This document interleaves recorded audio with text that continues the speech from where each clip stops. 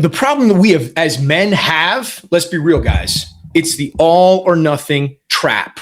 We make a decision. It's like, you know what? I'm going to change. Like for me, with my weight loss, it's like, I'm going to change. I'm going to eat salads until I get to my target weight. Well, I ate salads for a week, then had a burrito, a 6-pack of Corona, and a Costco pizza all at the same time. I'm like, well, that didn't work. I'm going to go right back to my normal life. Instead of, I had one bad day and now I'm going to get back on plan. What's up, podcast land? Yo. Good to have y'all with us again this week. I'm one of your hosts, Yaden Smith, joined by my partner in recovery, Matt Sinkovitz. Yes, sir. Matt, we are at an interesting time of year. We are. And I'm really excited to talk about recovery in light of this time of year, right? We're a couple weeks, we're solidly into 2026. Yeah. Where we got a couple weeks under our belt and making progress. And today I want to talk about some research that I've done in the past and specifically around recovery from recovery habits on, I'm using air quotes if you're listening, Quitter's Day. Quitter's Day. Let me tell you all a story. Let me know if this sounds familiar.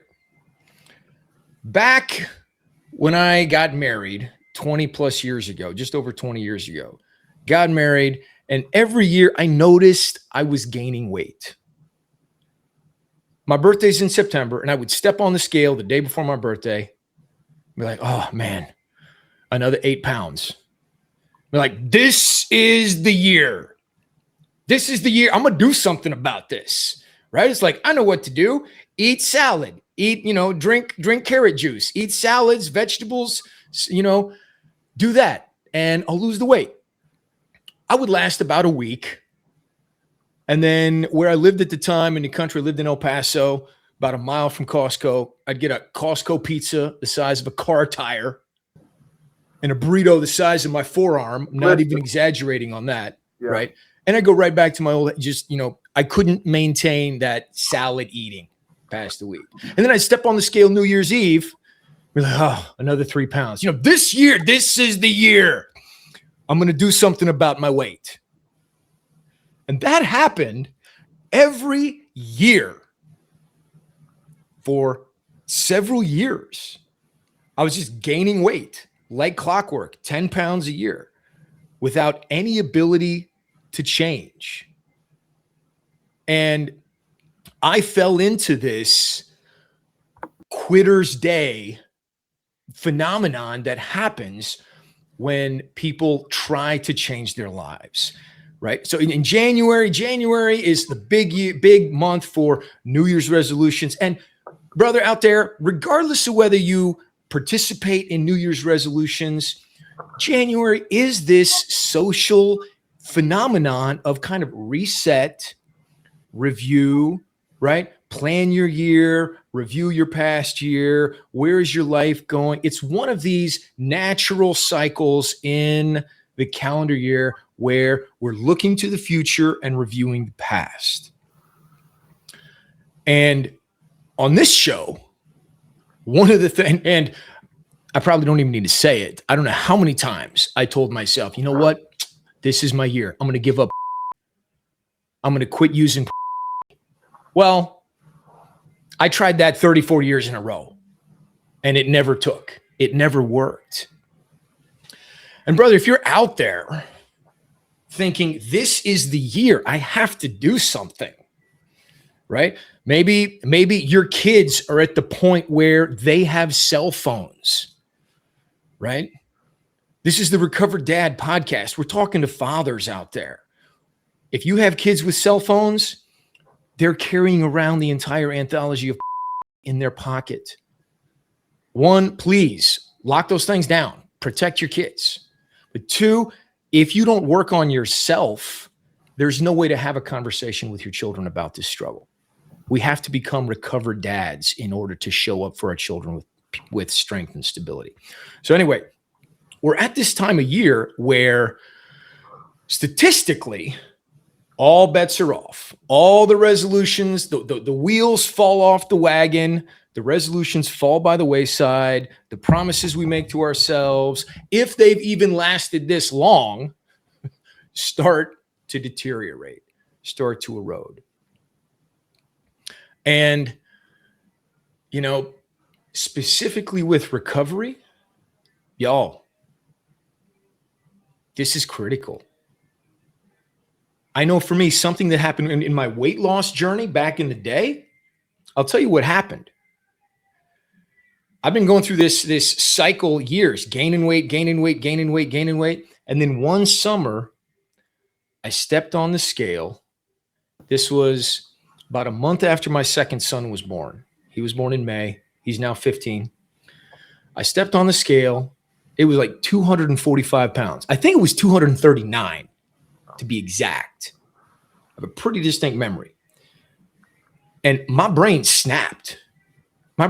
In a moment, I saw my future. I saw, holy crap, I'm going to gain 10 pounds a year till I'm pushing 300 pounds. And then I'm going to do something really unhealthy to try and lose weight. I'll drop maybe 50 pounds using the caffeine and nicotine diet, right? Just Red Bulls and cigarettes to curb my appetite and boost my metabolism. Do something really damaging to my health, lose some weight, and yo-yo. Cycle back and forth, 300, 250, 300, 260, 300, 270, 300, right? Just, and progressively get worse and worse. I saw it all in a microsecond, in a moment. And in that moment, I hit what we call rock bottom. I hit rock bottom. I was like, I do not care what it takes. I am going to change my life. I had a couple of things in my life that were critical at that point. One, I hit rock bottom.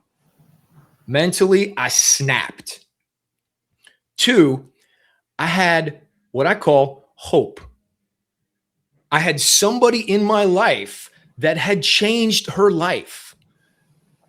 The midwife that delivered our second son, she had lost 100 pounds during the pregnancy.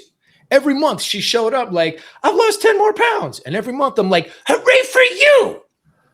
Some of us are still stuck here in reality where that doesn't happen. Right? Bragging about another 10 pounds you lost. Man, be quiet, please. I had this person who I had watched change her life. And y'all, she was 300 plus pounds when she started. She was big. Katia Lamone. Midwife who changed the trajectory of my family's life. I watched her lose 100 pounds. So I had this belief that, okay, this is possible. She didn't just go on a diet. She did something to change the underlying structure of how she navigates food and life. And in that moment, I was like, I do not care what she did, but whatever she did changed her life, and I want it. And she'd been talking to me about this program that she was on called Take Shape for Life. So I called her up and said, Katia, sign me up, whatever it is, just tell me what to do. And she started coaching me.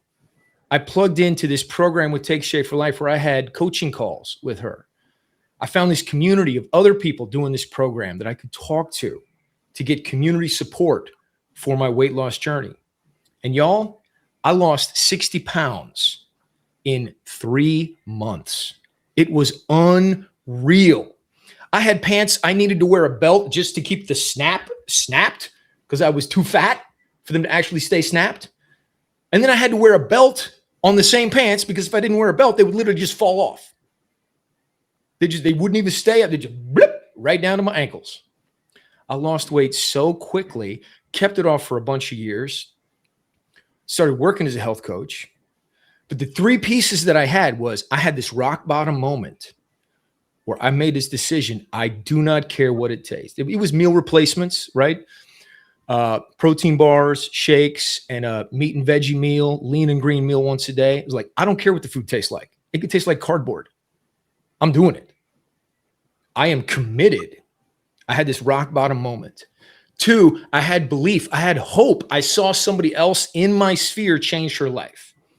And 3, I had this environment of health that I could plug into. I had this community. Now let's take those three things. Let's take this time of year and let's transfer it over to recovery from addiction, right? So, brother, I don't know where you are in your relationship with and where you are with, but I can tell you what my rock bottom moment was. My rock bottom moment was my children. Realizing that I had a 15-year-old and I was terrified he was going to fall into the grip of like I had when I was his age. I had a 13-year-old, 11-year-old, a 9-year-old, like all of my children combined. I hit this rock bottom. It was like, I have to figure this out for my kids. I have to figure out how to help them. 2, well, honestly, I didn't really have belief when I started. Matt will corroborate this story, right? I joined the Liberation Boot Camp program really not even having hope for myself. I was just like, okay, yep, I'm going to go through the motions and desperate to learn something to give to my children. Yep. But I had this, but Matt and other men in this program are like, free for 100 days, 30 days, a year, 2 years, right? All it's like, these guys are living in freedom that I don't have. And little by little, my beliefs started to grow. I started to get hope that I could change, that I could grow past. And 3, it was this environment of recovery. There's a reason why the 12-step program for AA, SA, NA, right? All the anonymous program, they all have weekly accountability meetings where you show up, where you're visible, where you talk about your journey, talk about where you are, wins, slips, the good, the bad, the ugly. And there's a reason for that. It's not just made up out of nothing. It's scientific. I want to share some data with y'all as we're talking about this. Matt, feel free to jump in anytime. I know you're a little bit under the weather. You're killing it, brother. You're killing it. I'm following along, taking notes over here. So thank you. But the problem that we have as men have, let's be real, guys, it's the all or nothing trap, right? We make a decision. It's like, you know what? I'm going to change. Like for me, with my weight loss, it's like, I'm going to change. I'm going to eat salads until I get to my target weight. Well, I ate salads for a week, then had a burrito, a 6-pack of Corona, and a Costco pizza all at the same time. I'm like, well, that didn't work. I'm going to go right back to my normal life. Instead of, I had one bad day, and now I'm going to get back on plan. Falling into that all or nothing trap. We also have vague goals, right? Like get healthy. Stop looking at, I realize stop looking at porn is kind of a specific goal, but it's also very vague. All stop doing something does is creates a vacuum. There's a reason why when somebody tries to quit smoking, something else fills that void, right? They start chewing gum. They start eating more. They start whatever, right? If we just take something out of our life, it creates a void, and nature abhors a vacuum. Something is going to fill it. And we have overambition, right? Like for me, like I'm just eating fruits and vegetables, period, until I get to my target weight. Like I am not looking at period. I'm just going to white knuckle it and just avoid. We end up burning ourselves out with that overambition. Combine that with like a lack of strategy and strategizing and putting together a plan, and we set ourselves up for failure. Now, if any of this sounds familiar, if any of this resonates with you, I got good news. Hope is not lost. Okay? So here's how to beat the statistics. Start small, right? Start small. Now, when it comes to recovery from, we have to think very small. and we have to do some detective work. You have to be aware enough to know, oh, you know what? If I take my phone in the bathroom, I'm in trouble, right?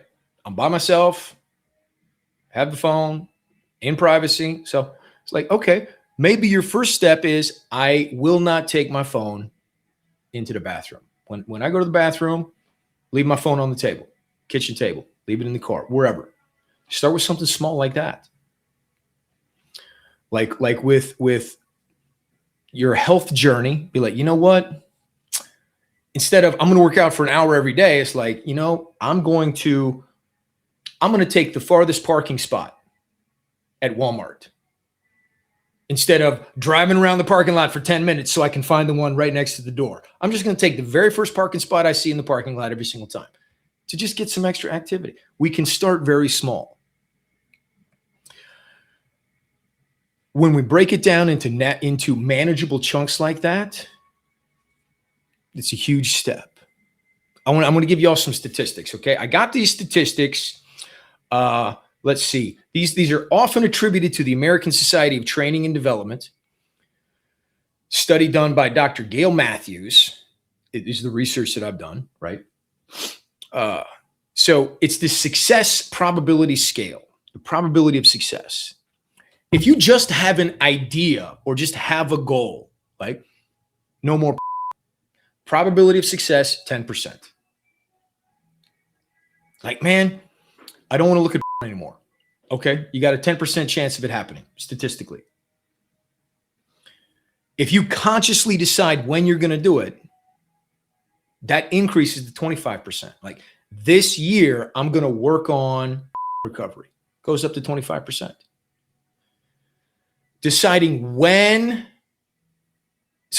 Consciously deciding you're like, yeah, I am going to do something. Then it goes up to 25%. Deciding when, that's when it goes to 40%. This year, this month, I'm going to focus on recovering from statistics go up to 40%. Planning how you'll do it goes up to 50%. Having a plan. Committing to somebody else goes up to 65%.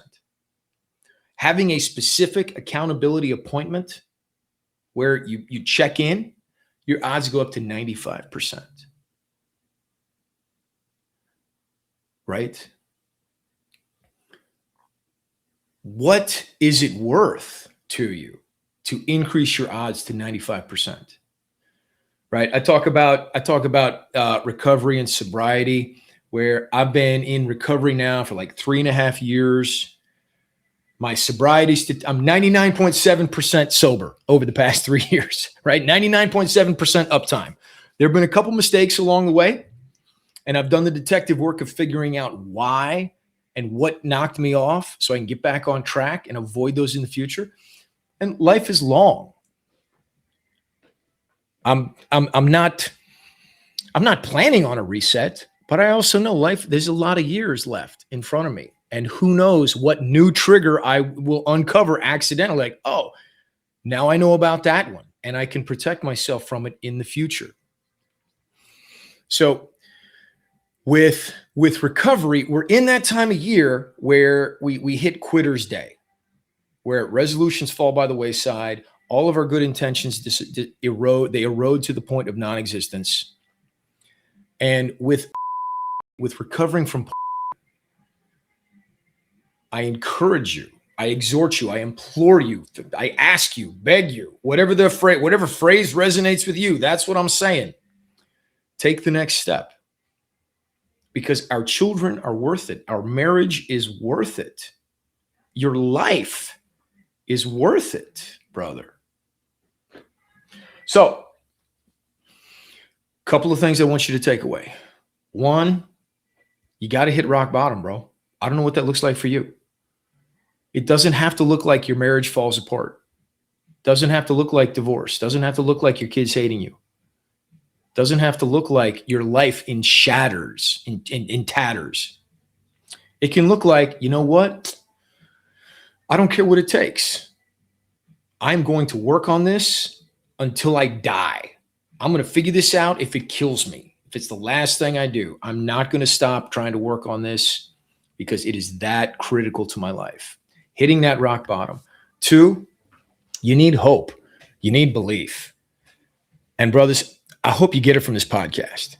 There is recovery out there. It is possible.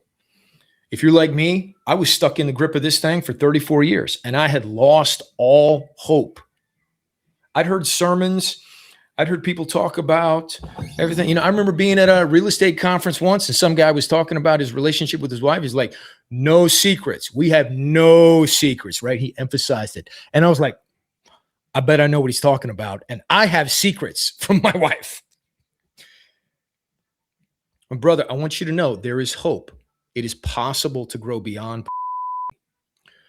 3, you need to change your environment. You have to put yourself in an environment that will support you because environment trumps willpower. When we hit the wall, when we relapse, when we slip, when we go back to, we have to have a community where we can bring it without fear, guilt, shame, to learn why it happened so we can continue to move forward in this recovery journey. So brother, wherever you are, we're coming up on the end of January. How many people have already given up on their goals for themselves? Maybe even you. It's not too late to start over.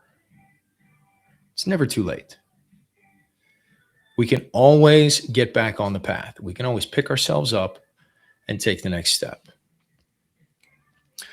So if you're looking to increase your odds of success in this recovery, if you're looking to grow, if you're looking to find community, my invitation is reach out. We'd love to connect with you, Matt and I. We got a 90-day program, 90-day boot camp for men to go through, the Liberation Boot Camp, same boot camp that I went through. We got a community of men supporting each other on this journey. And maybe isn't your poison. Maybe it's something else. Maybe you want to talk about the Noble Council, a group of men trying to become better dads, better husbands, better businessmen, right? The trifecta of being a man, being a father, being a husband, being a business owner. Wherever you are in this journey, brother, we want to support you. Check us out, therecovereddad.com. We got some information you can download to support you on the journey. You can book a call, a private call with me or with Matt so we can see where you are, help you take the next step. Wherever you are, brother, we're rooting for you.